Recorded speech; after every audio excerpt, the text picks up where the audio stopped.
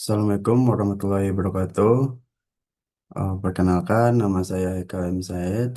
Saya akan mempresentasikan tugas 2 analisis deret waktu. Kali ini saya akan membahas tugas 2 dari tugas besar. Yang pertama itu uh, pada plot data. Pada tugas 2 ini, langkah awal yang kami lakukan adalah memplot kembali data Sticky Price CPI sama dengan tugas satu. Tujuan dari langkah ini adalah untuk memastikan bahwa analisis lanjutan dilakukan pada data yang konsisten, serta untuk kembali mengamati pola umum data sebelum dilakukan transformasi dan pemodelan. Plot ini memberikan gambaran awal mengenai fluktuasi CPI dari waktu ke waktu, termasuk adanya periode volatilitas yang lebih tinggi dan periode yang relatif stabil. Informasi ini penting sebagai dasar sebelum melakukan pemeriksaan kestasioneran lebih lanjut.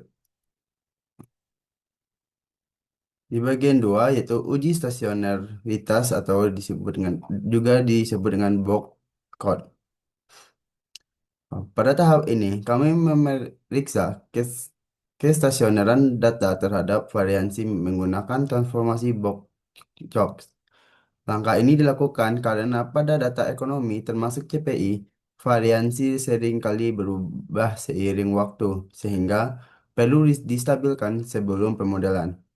Transformasi box plot mensyaratkan seluruh data bernilai positif. Oleh karena itu, pada kode kami melakukan pengecekan nilai data karena terdapat nilai yang mendekati nol, ditambah konstanta atau shift sebesar 0,147481 agar seluruh data bernilai positif dan memenuhi syarat box. Hasil transformasi box menghasilkan nilai parameter lambda sebesar 0,6181. Nilai lambda ini menunjukkan bahwa diperlukan transformasi nonlinear moderat untuk menstabilkan variansi data, namun tidak sedrastis transformasi logaritmik penuh. Dengan demikian, data CPI hasil transformasi Box dianggap memiliki variansi yang lebih stabil, siap untuk dianalisis lebih lanjut. Nah, selanjutnya itu kestasioneran mean atau ADF. Pemeriksaan kestasioneran mean itu dilakukan setelah Box. Setelah variansi data distabilkan menggunakan transformasi Box, langkah selanjutnya adalah memeriksa kembali kestasioneran data terhadap mean menggunakan uji Augmented Decay Fuller atau ADF. Uji ini dilakukan Box hanya berpengaruh pada variansi, bukan pada kestasioneran mean. Oleh karena itu, perlu dipastikan bahwa data hasil transformasi tetap memenuhi asumsi stasioner terhadap mean. Hasil uji ADF pada data setelah Box menghasilkan nilai ADF statistik sebesar min 3,5054 dan p-value sebesar 0,00785.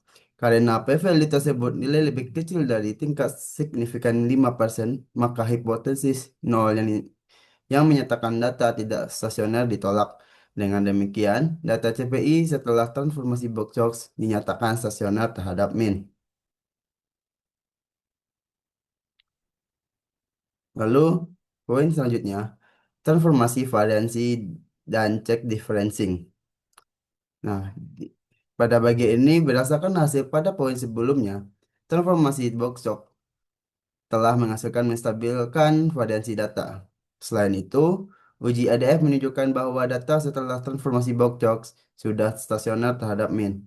Oleh karena itu, proses differencing tidak diperlukan dan order differencing ditetapkan sebesar D sama dengan nol.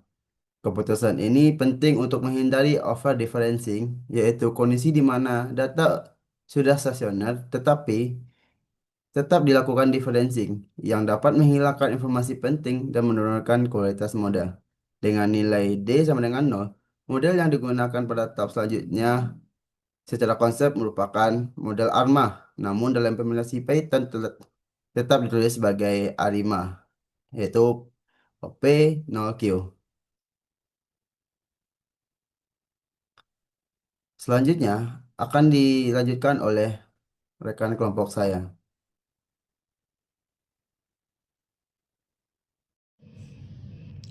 Oh, baik. Di sini saya akan menjelaskan presentasi tugas kelompok kami di tugas 2. Nah, di sini saya akan mulai menjelaskan bagian kestasioneran MEN. Nah, setelah diuji ADF dengan box code itu kita perlu nguji ADF-nya lagi terhadap MEN-nya.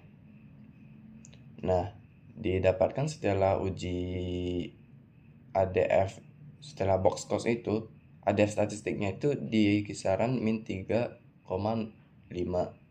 dan p value-nya 0,007. Nah, ini tuh stasioner. Kenapa? Karena p value-nya itu lebih kecil dari 0,05. Kemudian untuk mencek apakah data lebih stasioner atau enggak, itu bisa dicek dengan differencing. Nah, di data kami itu data sudah stasioner. Kenapa? Karena data itu tidak di differencingnya D-nya itu 0.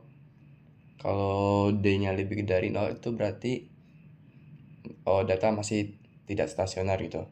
Nah, kemudian bukan diuji, kemudian dilakukan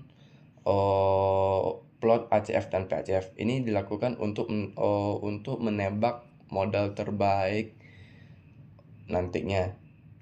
Nah, di plot ACF dan PACF itu didapatkan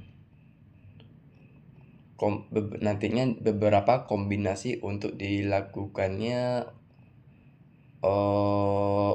identifikasi modal dan IC. Nah, kemudian di model IC ini dilakukan untuk menentukan modal paling presisi dengan menggunakan IC. Nah, modal yang paling presisi ini diambil berdasarkan IC-nya yang paling terkecil. Nah, di sini didapatkan modal IC terminimumnya itu ARIMA 303. Nah, estimasi parameter MLE itu berdasarkan Sarimax resultnya itu didapatkan rata-rata modelnya itu nilainya itu kisaran 0, di bawah 0,05. Nah, ini tuh menandakan bahwa mau pakai model gimana pun rata-rata itu udah stasioner aman gitu. Mungkin sekian dari saya lanjutkan oleh kelompok saya. Baik, saya akan melanjutkan untuk menjelaskan tugas yang telah kami kerjakan. Di sini adalah bagian uji kelayakan model yang terbagi menjadi dua, yakni uji L-Jungbox atau autokorelasi dan uji normalitas residual. Nah, tahap ini tuh bertujuan untuk memastikan bahwa model ARIMA yang telah kami pilih itu sudah sehat secara statistik dengan memeriksa sisaan atau residualnya. Di sini ada uji L-Jungbox atau autokorelasi, di mana kami itu menggunakan leg 12 dan 24 untuk fungsi ekor L-Jungbox-nya, yang berdasarkan output nilai p-value yang dihasilkan itu lebih besar dari 0,05, yakni 0,686 dan 0,962. Nah, dari hasil ini dapat diketahui bahwa sisanya itu bersifat white noise, yang berarti tidak ada lagi pola autokorelasi yang tertinggal dalam residual sehingga model dinilai layak. Selanjutnya adalah bagian normalitas residual. Nah, di sini kami menggunakan fungsi Shapiro-Wilk untuk melihat apakah residual itu berdistribusi normal. Hasilnya itu menunjukkan bahwa p-value-nya itu kurang dari 0,05, sehingga diketahui bahwa residualnya itu tidak berdistribusi normal sempurna. Hal ini tuh biasa terjadi kalau pada data ekonomi itu karena adanya guncangan atau shock atau outlier tertentu. Namun model ini tetap bisa digunakan karena white noise-nya sudah terpenuhi. Selanjutnya adalah bagian forecasting dan RMSE. Nah, pada bagian ini, performa model itu diuji menggunakan data yang sudah ada atau data 12 bulan terakhir untuk melihat seberapa akurat sih prediksinya. Nah, pada codingan itu dapat dilihat bahwa model itu sudah melakukan peramalan sebanyak 12 langkah ke depan menggunakan best fit forecast. Oleh karena itu, eh, dapat diketahui juga ini menghasilkan nilai RMSE sebesar 0,1405. Yang artinya nilai error yang diterima itu relatif kecil. Ini menunjukkan bahwa modelnya memiliki kemampuan peramalan yang memadai untuk data sticky price CPI.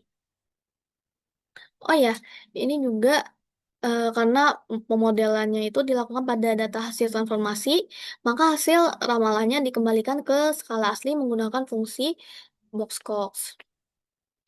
Nah, untuk bagian selanjutnya adalah forecast masa depan.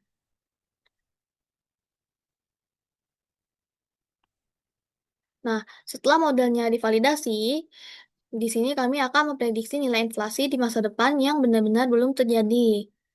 Di sini dilakukan refit model untuk model Arimanya, dilatih ulang menggunakan seluruh dataset agar informasi yang digunakan itu lebih maksimal.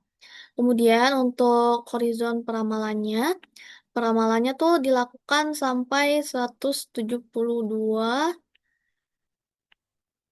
bulan ke depan atau sekitar 40% dari panjang data historisnya. Kemudian untuk confidence intervalnya, codingan ini menghitung selang kepercayaan 95% untuk menggambarkan tentang ketidakpastian prediksi. Nah, di sini adalah grafik hasil visualisasinya. Berdasarkan grafik ini dapat kita ketahui bahwa untuk garis oranye itu adalah sebagai prediksi masa depan. Nah, karena modelnya itu bersifat stasioner dengan D sama dengan 0, garis prediksinya itu perlahan bergerak menuju nilai rata-rata jangka panjangnya. Nah, area birunya itu yang melebar menunjukkan bahwa semakin jauh jarak peramalan, tingkat ketidakpastiannya itu akan semakin tinggi. Nah, kesimpulannya, berdasarkan proyek yang kami kerjakan ini, diketahui bahwa model ARIMA dengan transportasi Boxcock adalah model terbaik yang mampu menangkap pola data sticky price CPI. Kemudian, model ini juga telah lolos uji diagnostik utama atau white nose, dan dengan RMSE yang rendah, model ini dinyatakan layak untuk digunakan dalam memprediksi tren inflasi harga sticky berbasis pola historis. Sekian penjelasan dari kelompok kami. Kurang lebihnya mohon maaf. Terima kasih atas perhatiannya. Assalamualaikum warahmatullahi wabarakatuh.